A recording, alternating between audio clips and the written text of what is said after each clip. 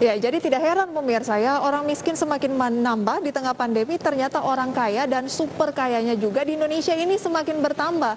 Karena kebanyakan dari orang kaya pemirsa mampu memanage resiko secara lebih baik dibandingkan dengan yang berpenghasilan menengah ke bawah. Misalnya, ketika sebuah aset lagi turun, saham di tengah pandemi, awal-awal pandemi ya, mereka bisa langsung diversifikasi ke emas. Atau juga mereka bisa langsung menanamkan dananya ketika terjadi booming dari digital.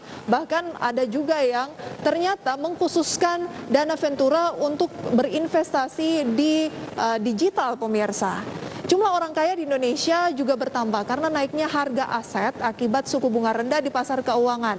Nah, contoh aset itu adalah properti, kemudian investasi berupa obligasi dan emas, serta juga saham. Naiknya jumlah orang kaya ditandai dengan dana pihak ketiga di perbankan yang semakin banyak. Pada Juni 2021 mencapai 6.723 triliun rupiah pemirsa, naik 11,7% year on year. Ini kan angka yang cukup signifikan ya di tengah pertumbuhan ekonomi Indonesia yang justru terkontraksi. Nah, belanja kelas menengah atas juga berkurang, artinya mereka mengerem belanja mereka karena ada kekhawatiran ataupun ketakutan tertular virus corona, jadi mereka mengerem diri untuk keluar berbelanja.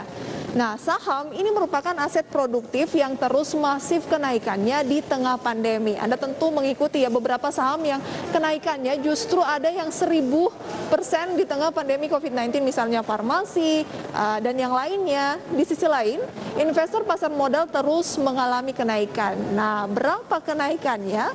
Berikut adalah informasinya yang dapat Anda lihat pemirsa dalam grafis berikut. Pertumbuhan investor pasar modal pada 2019 hanya 2,48 juta. Nah, di 2020 di tengah pandemi justru naik menjadi 3,88 juta atau 56,21% year on year. Lebih dari setengahnya pemirsa ya dibanding 2019.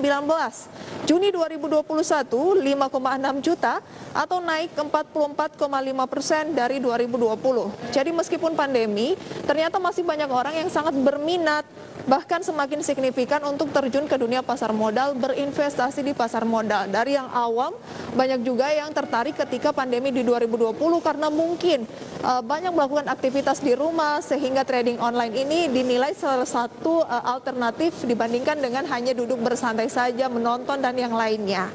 Alasan lain jumlah orang kaya bertambah pemirsa adalah orang kaya punya manajemen resiko yang baik. Ini yang tadi sempat saya sampaikan ya, di mana aset yang mengalami penurunan nilainya digeser ke aset yang lebih menghasilkan atau lebih profit.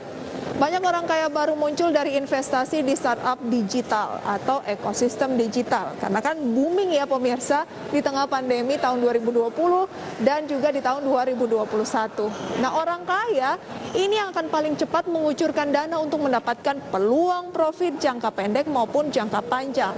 Nah, beberapa konglomerat bahkan membentuk modal Ventura khusus untuk mengembangkan pendanaan ke startup di saat pandemi. Nah, saat yang bersamaan, jumlah penduduk menengah bawah juga semakin banyak.